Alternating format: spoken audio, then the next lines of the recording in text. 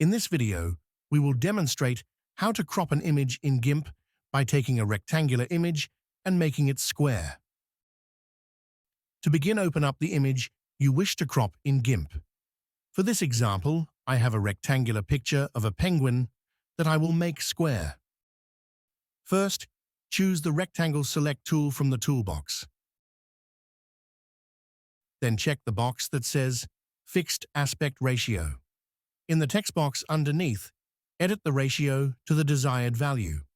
You could have a ratio of 1:1 or 1:2, for example. Next, choose a spot on the image and left-click and drag. The selection tool will get bigger or smaller as you drag the mouse, but it will maintain the given aspect ratio. In our case, the ratio of 1:1 makes it square.